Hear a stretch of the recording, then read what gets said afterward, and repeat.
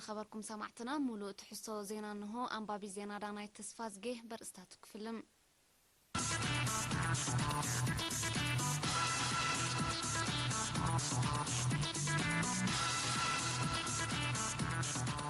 عاد زوادبو بهلاوي نطفتات نمحيال زعلمه وعلى تخيدو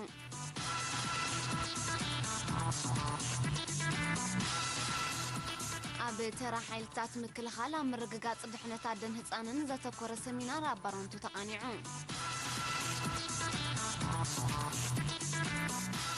أب زواقاش باركان زنطفو سمويا حرشا أم إكابن متنتانن حبريتا زتكور ستانا تواهيبو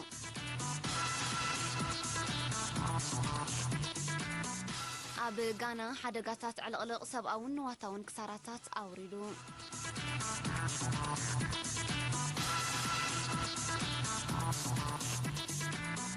كيلاتا سنة كعتا قبسي تنتاوي عسكرينا دك سب زحز سنادوق رخيبهم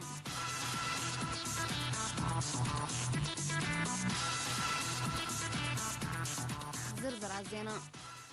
كفلي بهلن سبورتن من محدار زوبا دبوب بهلاو رشانا مجلس مننتنا بزبل تيما بهلاو نتفتات نمحيالن ولدوتات بزقباء السقاقرلو ميلاتات نمتتحن زعلم وعلا بمكياد نحمشت عامتات استراتيجيكاوت ان أصدقهم عبتي كاب 10 شوعتك ساب 10 شمونتتك امتي اب كتما من دفراس تقانع وعلا نرقق بهلاو رشا انتاو تحستونا قد سنتون عقابتات بهلاو رشا توريزماو تصقاتاتن سنداو رشان كنتات انتوان قداماتن عبيتي نقدتاتن كمون امصاصا بهلاوي الباسات زفتشو مصنعتا وراءتي قريبهم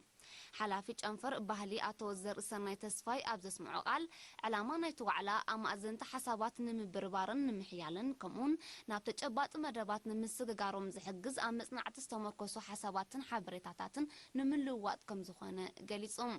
زقربو مصنعتا وراءات دما اب حبرتسب حبراو اطمامتا بمفطار بهلاون بهراون ورشاتاتو ناب زقصل ولدوتات نمسغار بزعبا ክትግበሩ ዘለዎም ዕማማት ያታዋን ተለታትን ሙዚቃን ኪኒዮ ፌስቲቫልን ውድድራትን ዝኸይድ አጠማምታን ራእን በምህናጽ ዝያዳ ዝምዕብሉሉ ኩነታት ምፍጣር አገዳስነት መቋም ሃገራውን ዘባውን አርካይቭስን አብያተ መጻሕፍትን ረብሓታትን ከምኡን ተራ ቱሪዝም አምዕቃብን ምምዕባልን ባህልን ቅርስታትን በሰፊሑ ተንቲኖም حلاف كفلي بهالن سبورتن اتو ابراهام يوهانس دما زقربو مصنعتا وراقتي مويا وحسابات نمركب حجزت مخانم بمغلاص ابتي بمتحبار مسما اكل تكالاو بقعت ارتراس تدالو استراتيجيكا وطن تጨባጥ ጽልዋን ውጽኢትን ከም ዝህልዎም አረጋግጾም አም ሓዳሪ ዘባደቡ اتو ሃብታፍ ተስፋጽን በወገኑ ዕማም ባህልን ስፖርትን ኪንዮ ናይ ምዝንጋ አጋጣሚታት መጽናዕት በምክያድ እኹልን ጽጽኢን ሓበሬታ በምእካብ መላግቦ ምዕባለ ዘመናዊ ባህልን ክኸውን ክስራሓሉ أزخاخيرهم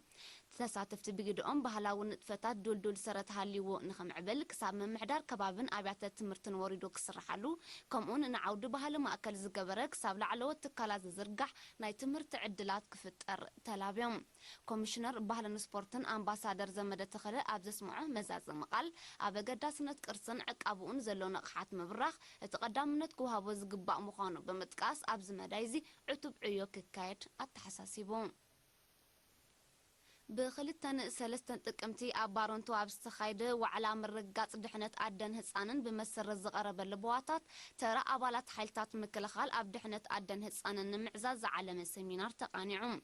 ابتل عليك لتشحن 500 ابالات حيلتات مكلخال معرباو جنبار استرقبو ابارونتو استخايد السيمينار حلافي انفر مينستر طعنا زوباغاش باركا دكتور حيلوم كيدانه ابز سمعو قال ابالات سراويت اب كل عد مفريام نزركبوك عند اقل حبرتسب كمخانو متن أبدحنت أدن عشرين زلوم نقحت بمبرخ طعنهم من طعنا حبرتسبهم من أمو حس أبركتهم كعبيو تلابيهم حلاف أهادو كماون سدرابيتاون طعنا آتو برهان أبرها أبز أوربو ورقت أبطعنا من إسياتن فريامنتن زتكورس سفيحن زرزراون مرداتا دحر مقراب أبركتو أبالات سراويت أو حسنت هيوت أدن عشلن أقدا سنتو عزوز كم زخونة أغنزيبهم ተሳተፍቲ ብወገኖም ዝተዋህቦም ኣስተምህሮ ኣብ ውልቃውን ስድራቤታውን ህይወቶም ኣገዳሲ ምዃኑ ብምግላጽ ተመሳሰልቲ ኣስተምህሮታት ቀጻልነት ክህልዎም ተላብዮም ኣብ ምምሕዳር ዞባ ጋሽ ባርካ ዋና ዳይሬክተር ክፍሊ ማሕበራዊ ኣገልግሎት ኣቶ ፍራንኮ ኩባባ ኣብ ዝሃቡ ቃል ኣብ መጻኢ ምስ እዚ ምዕራባዊ ግንባር ብምርድዳእ ተመሳሰልቲ መደባት ንምውዳብ ተኽእሎታት ከም ዘሎ ሓቢሮም ኣቀዲሙ ብክልተን ሰለስተን ጥቅምቲ ኣብ ዝተቃንዐ ንድሕነት ኣደን ህፃንን ዝምልከት ዞባዊ ዋዕላ ኣዛዚ ምዕራባዊ ግንባር ብርጋዴር ጀነራል ተኽለ ክፍላይ እቲ ዋዕላ ድሕነት ኣደን ህፃንን ዝምልከት ንቕሓት ኣብ ኩሉ ቀጸላታት ሕብረተሰብን ሰራዊትን ንምስራጽ ሓጋዝ ምንባሩ ብምጥቃስ እዚ ናይቲ ግንባር ብዝለዓለ ደረጃ ከም ዝሰርሓሉ ምሕባሩ ይዝከር ሞያዊ ዓቕሚ ክኢላታት ሕርሻ ብምምዕባል ዝካየዱ ንጥፈታት ስነ ፍልጠታዊ ኣገባብ ዝተኸተሉን ኣብ ምስሳን እቶታውነት ዘድሃውን ንምግባሮም ብዝካየድ ዘሎ ጻዕሪ ኣብ ዞባ ጋሽ ባርካ ንዝነጥፉ ሰብ ሞያ ሕርሻ ኣብ ምእካብን ምትንታንን ሓበሬታ ዘተኮረ ስልጠና ተዋሂቦም ቀንዲ ዕላማ ናይቲ ን10 መዓልታት ዝቐጸለ ስልጠና ሕርሻ ጠቀስ ሓበሬታታት ካብ ዝተፈላለዩ ከባቢታት ብምእካብ ግቡእ ትንተናን ትርጉምን ተዋሂቦም ብስነ ፍልጠታዊ ኣገባብ ተመስሪሖም ንወሰንቲ ኣካላት ከም ዝቐርቡ ንምግባር እዮም እቲ ስልጠና ኣብ መዳይ ሕርሻዊ ሓበሬታት ዝጸንሐ ሃጓፋት ብምምላእ ክኢላታት ሕርሻ በብጽላቶም ጥጹይ ሓበሬታ ከም ዝእክቡ ኣብ ምግባር ልዑል ኣስተዋጽኦ ከም ዝህልዎ ተገሊጹ ዋና ዳይሬክተር ክፍሊ ሕርሻን መሬትን ዞባ ጋሽ ባርካ ኣቶ አቡበከር ዑስማን ኣብ ዝሃቦ ቃል ንኣገዳስነት በብእዋኑ ዝወሃቡ ስልጠናታት ብምጥቃስ እዚ ብሃገራዊ ሕርሻዊ ፕሮጀክት ዞባ ጋሽ ባርካ ተወዲቡ ዝተዋህበ ስልጠና ምእካብን ምትንታንን ሓበሬታ ክሳብ ንኡዞባታት ወሪዱ ክትግበር ምዃኑ ሓቢሩ እዚ ድምፂ ሓፋሽ ኤርትራ እዩ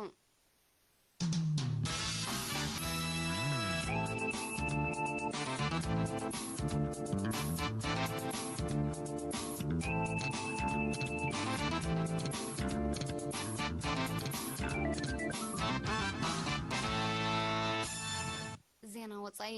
ኣብ ዝቕንያት እዚ ኣብ ሰሜናዊ ምብራቕ ጋና ዝወቅዕ ዘሎ ዝናብ ዘስዓቡ ሓደጋታት ዕልቕልቕ ሰብኣውን ንዋታውን ክሳራታት ኣውሪዱ በቲ ባህርያዊ ሓደጋ ብውሕዱ 28 ሰባት ከም ዝሞትን ዛጊት ቁፅሮም ብልክዕ ዘይተፈልጠ ዳህዮም ጠፍዩ ከም ዘሎን ሰመዝቲ ሃገር ሓቢሮም ብሰንኪት ዕልቕልቕ ኣብ ልዕሊ ትሕቲ ቅርፂ ዕንወት ከም ዝወረደ ከም ሳዕቤኑ ድማ ኣሽሓት ሰባት ከም እተመዛበሉ ጸብጻባት ሓቢሮም እዚ ከምዚ ኢሉ እንከሎ ኣብቲ ከባቢ ዝወቅዕ ዘሎ ዝናብ ክሳብ መጀመርያ ዝመጽእ ወርሒ ሕዳር ክቕጽል ተኽእሎታት ብምህላው ኩሉ መዳያዊ ክሳራታት ከይውስኽ ስጋት ኣሎ ብመሰረት ጸብጻባት ኣብ ጋና ኣብዚ ዓመት እዚ ብዘጋጠመ ሓደጋታት ዕልቕልቕ ነዞም ናይ ዝቕንያት ዝሓዊስካ ብውሕዱ 7 ሰባት ከም ዝሞቱ ተፈሊጡ